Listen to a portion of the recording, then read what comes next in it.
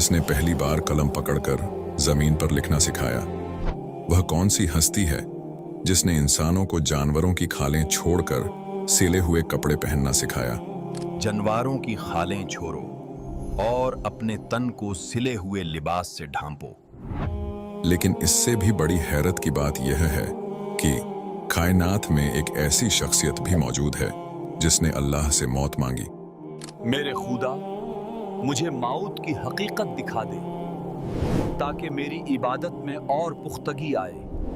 Molecule मौत के साथ जहन्नम की सैर की और फिर जन्नत के ऐसे दरवाजे में दाखिल हुए जहां से वह आज तक वापस नहीं आए। जी हां, हम बात कर रहे हैं हजरत इदरीस अलैहिस्सलाम की, जिनके बारे में कुरान कहता है, और हमने उन्हें एक बुलंद मकाम पर उठा लिया। मगर वह बुलंद मकाम कहाँ है और वह आज किस हाल में है, ये सब आप इस वीडियो में जान जाएंगे। बस आपसे गुजारिश है कि वीडियो को आखिर तक देखें और वीडियो को लाइक और चैनल को सब्सक्राइब जरूर करें। दोस्तों, आज से हजारों साल पहले की दुनिया में, जहां इंसान अभी तहजीब सीख रहा था, हजरत आदम अलैहिस्सलाम और हजरत शीस अलैहिस्सलाम के बाद दुनिया में एक ऐसा दौर आया जब इल्म की प्यास बढ़ रही थी। इसी दौरान एक ऐसी शख्सियत का ज़ुहूर होता है जिनका कद लंबा, सीना चौड़ा और आवाज़ धीमी लेकिन पुरअसर थी। उनका नाम अखनूख था, लेकिन तारीख उन्हें इदरीस के नाम से जानती है क्योंकि वह अल्लाह के सहीफ़ों का कसरत से दर्स दिया करते थे, इसलिए इसे इदरीस कहते हैं। वह सिर्फ एक नबी नहीं थे, वह एक अजीम इन्वेंटर थे। एक ऐसे ज़माने में जब लोग तन ढांपने के लिए दरख्तों के पत्ते या जानवरों की खालें इस्तेमाल करते थे, इदरीस अलैहिस्सलाम ने सुई ईजाद की और कपड़ा सीना सिखाया। जब वह कपड़ा सीते तो हर टांके के साथ सुभान अल्लाह की सदा बुलंद होती। उनके हाथ की सफाई ऐसी थी कि जमीन पर उनसे बेहतर कोई दर्जी नहीं था। लेकिन उनका असल कमाल कलम था। वह पहले इंसान थे जिन्होंने कलम से इल्म को कैद करना सिखाया। उनकी उंगलियां जब कलम पकड़ती तो गोया कायनात के राज कागज पर उतरने लगते। इदरीस अलैहिस्सलाम की जिंदगी का एक और हैरत अंगेज पहलू उनकी सियासी और समाजी बसीरत थी।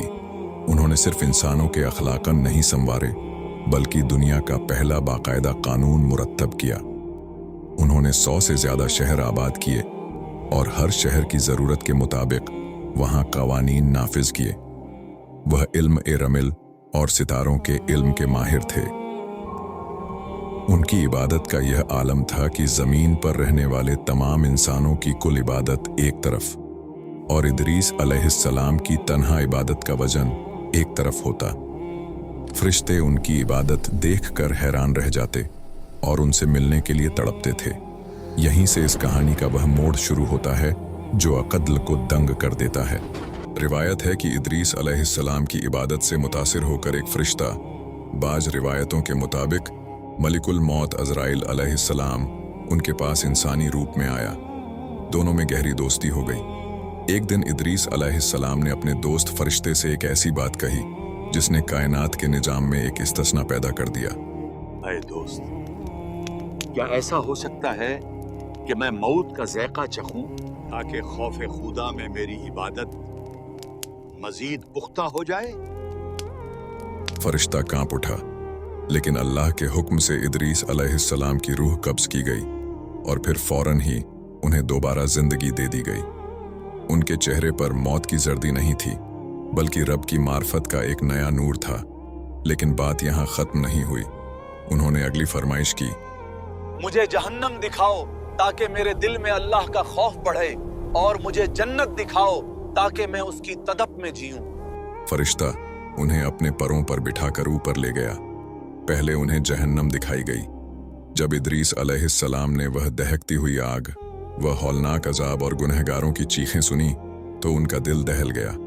खौफ के मारे वह बेहोश होने के करीब थे कि फरिश्ते ने उन्हें संभाल लिया। फिर उन्हें जन्नत के दरवाजे पर लाया गया।